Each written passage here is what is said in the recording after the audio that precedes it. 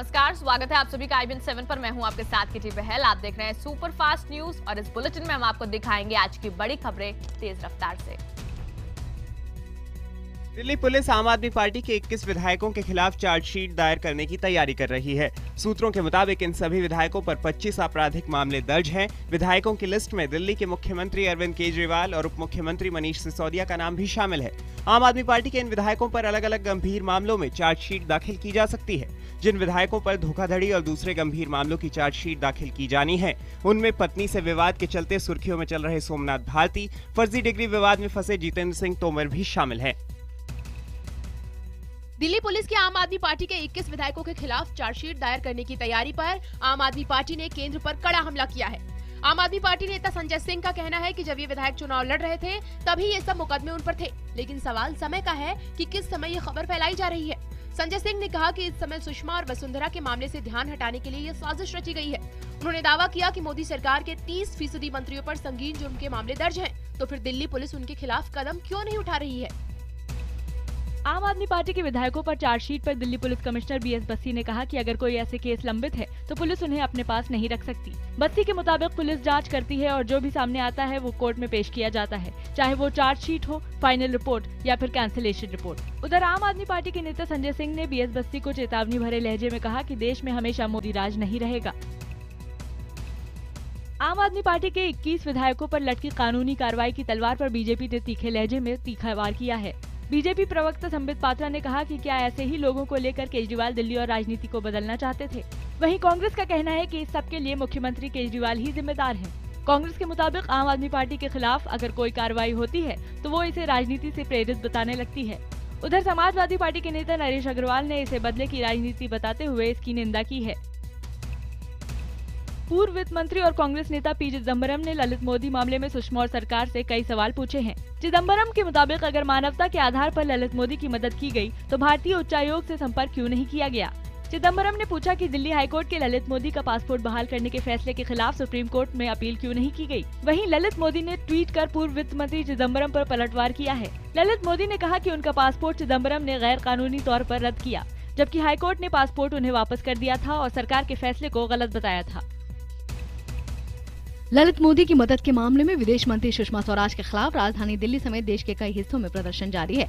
दिल्ली में सुषमा के घर के बाहर यूथ कांग्रेस ने प्रदर्शन किया। यूपी के कानपुर में सुषमा के विरोध में नारेबाजी की गई। इलाहाबाद में भी यूथ कांग्रेस ने जमकर प्रदर्शन किया। कोलकाता के भवानीपुरा में भी सुषमा के खिलाफ प्रदर्शन किया गया। यहाँ लोगों ने सुषमा का पुतला भी फूका। ये लोग सुषमा के इस्तीफे की मांग कर रहे थे। उधर राजस्थान कांग्रेस के अध्यक्ष सचिन पायलट ने सुषमा के इस्तीफे की मांग करते हुए राज्य भर में प्रदर्शन का ऐलान किया है।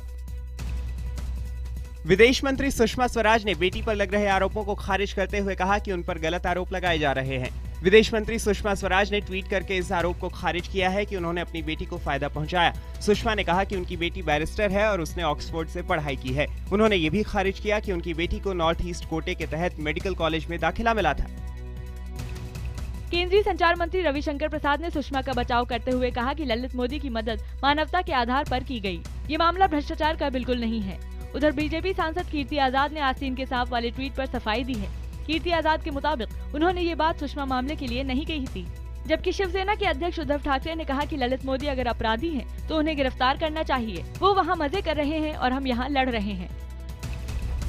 ललित मोदी पर छिड़े विवाद के बीच एनसीपी अध्यक्ष शरद पवार ने भी सफाई दी है। पवार ने कहा कि वो मई में लंदन में थे जब उनकी ललित मोदी से मुलाकात हुई थी। पवार के मुताबिक उन्होंने ललित को देश लौटने को कहा था। पवार ने कहा कि मुलाकात के दौरान मैंने ललित से जरूर कहा था कि यहाँ कितने दिन रहेंगे, अपने देश वापस आइए। बकौल पवार, ललित मोदी ने कहा कि बस सुरक्षा का मामला है, इस पर सरकार से बात की जा सकती है। एनसीपी प्रमुख शरद पवार ने मुंबई क्रिकेट एसोसिएशन पर अपना कब्जा बरकरार रखा है। अध्यक्ष पद के चुनाव में शरद पवार ने शिवसेना समर्थित उम्मीदवार विजय पाटिल को करारी शिकस्त दी। पवार को 172 जबकि पाटिल को 145 वोट मिले। पवार गुट के ही दिलीप वेंगसरकर को उपाध्यक्ष चुना गया है। वहीं बीजेपी विधायक आशीष शेलार भी उपाध्यक्ष चुने गए हैं। बता दें, शरद पवार 2001 से 2010 तक लगातार एमसीए अध्यक्ष रहे।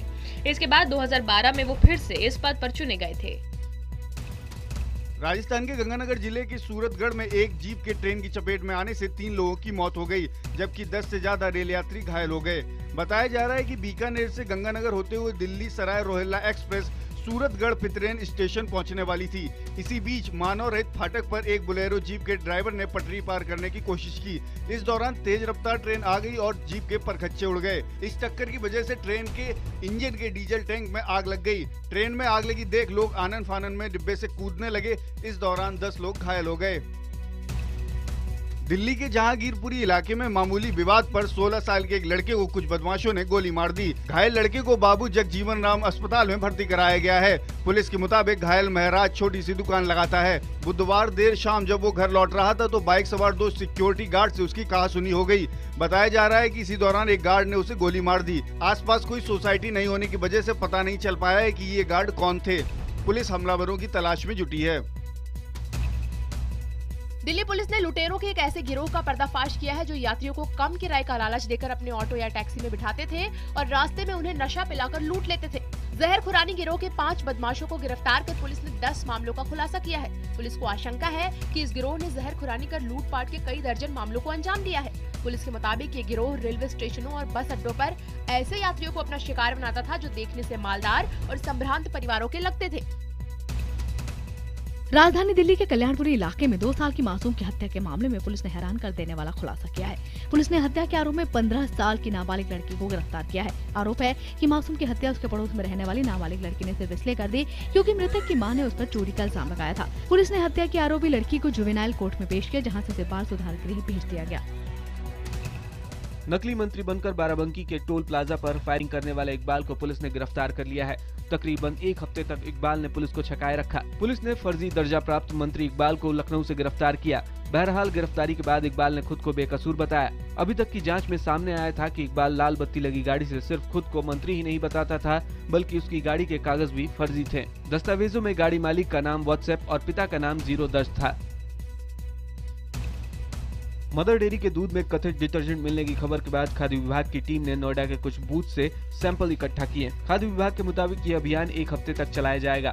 बताया जा रहा है कि मदर डेयरी के अलावा दूसरी डेयरी के दूध के सैंपल भी इकट्ठा किए जाएंगे। इससे पहले दूध में डिटर्जेंट के आरोप पर मदर डेयरी ने कहा था कि उनका उत्पाद पूरी तरह सुरक्षित है और जिस सैंपल में डिटर्जेंट मिलने की बात कही जा रही है वो कलेक्शन सेंटर से उठाया गया था।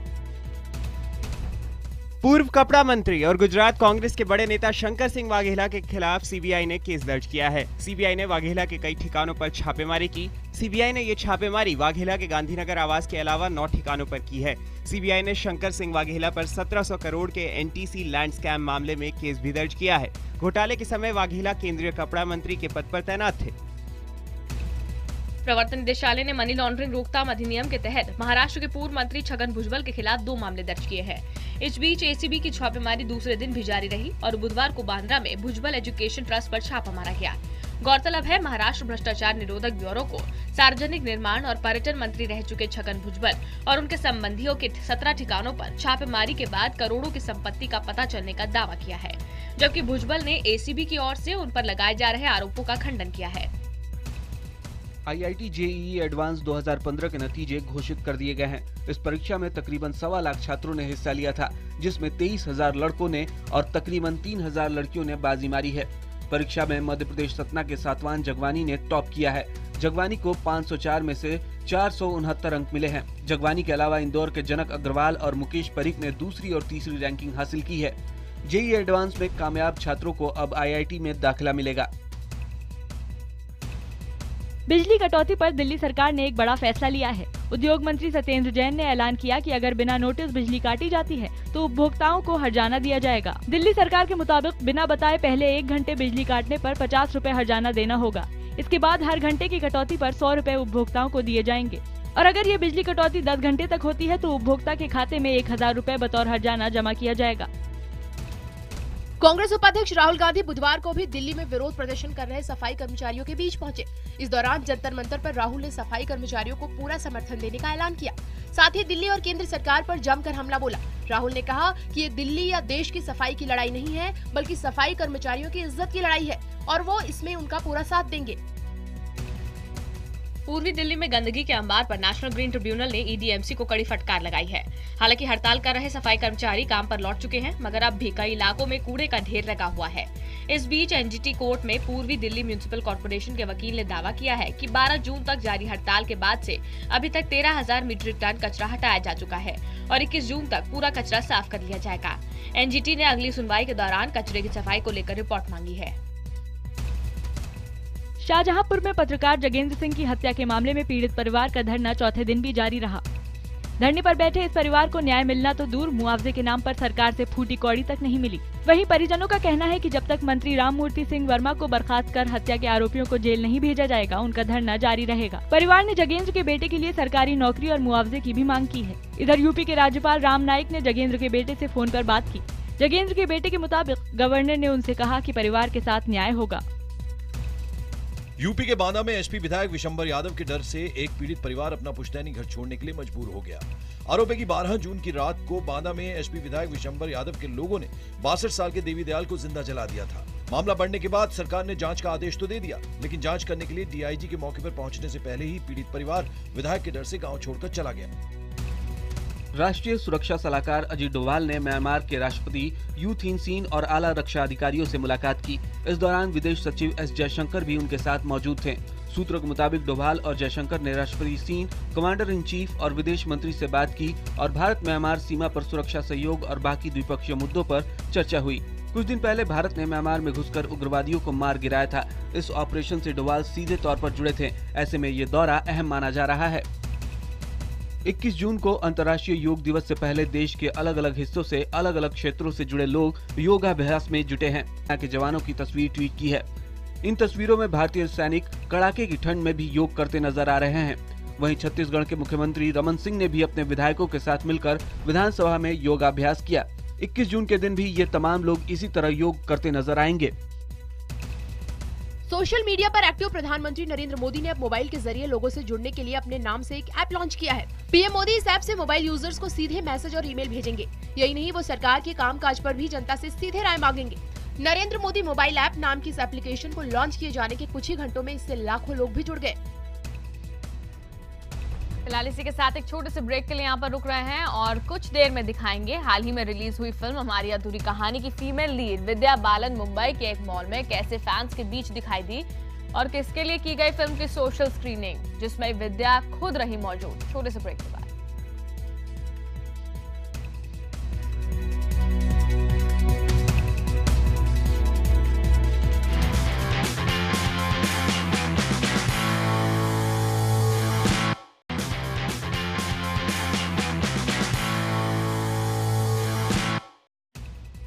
भारत और बांग्लादेश के बीच वनडे सीरीज आज से शुरू होने जा रही है।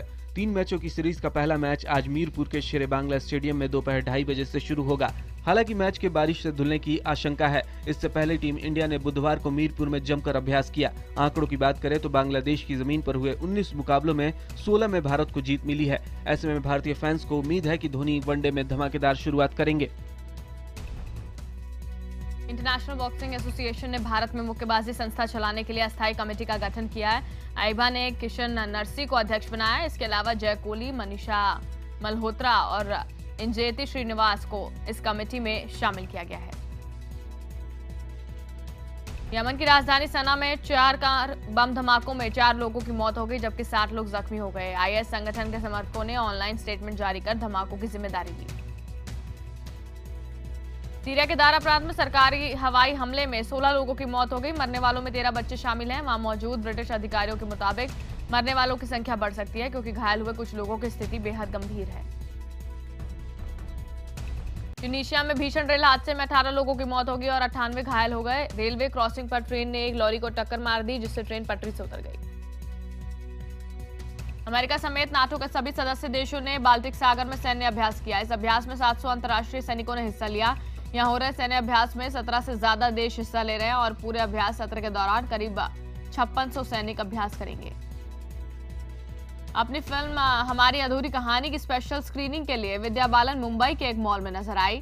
फिल्म की स्क्रीनिंग भारतीय व्यापारी मंडल की महिला शाखा के लिए खास तौर पर की गई थी। इस इवेंट में विद्या मीडिया से भी रूबरू हुई। सुपरस्टार सलमान खान ने एक तस्वीर बनाई है जो उनकी आने वाली फिल्म बजरंगी भाईजान में उनकी और करीना के किरदार की है। सलमान की पेंटिंग बेहद रोमांटिक है। पेंटिंग का शौक रखने वाले सलमान ने ट्विटर पर अपने प्रशंसकों के लिए इसकी तस्वीर पोस्ट की है। बॉलीवुड के महानायक अमिताभ बच्चन के फॉलोअर्स की संख्या फेसबुक पर 2 करोड़ 10 लाख के पार पहुंच गई है। वो कहते हैं उनका लक्ष्य इसे 3 करोड़ करना है। अमिताभ ने फॉलोअर्स की संख्या में इजाफा होने की खबर ट्विटर पर साझा की। पहलवानी में दुनिया भर में हरियाणा का नाम रोशन करने वाली दादरी के गांव बलाली की बहनों की कहानी जल्द ही सिल्वर स्क्रीन पर नजर आने वाली है। आमिर खान बलाली बहनों को लेकर एक फिल्म बनाने जा रहे हैं। फिल्म दंगल में अभिनेता आमिर खान बलाली बहनों के पिता का किरदार निभाएंगे, जिसके लिए वो हरियाणवी सीख रहे हैं। सनी देओल और साक्षी तंवर की आने वाली फिल्म मोहल्ला 80 का ट्रेलर लीक हो गया। ये फिल्म वाराणसी के मशहूर लेखक काशीनाथ सिंह के हिंदी उपन्यास काशी का 80 पर आधारित है। सोशल मीडिया पर लीक हुआ यह ट्रेलर काफी कंट्रोवर्शियल बताया गया, जिसके बाद इसे यूट्यूब से हटा दिया गया है।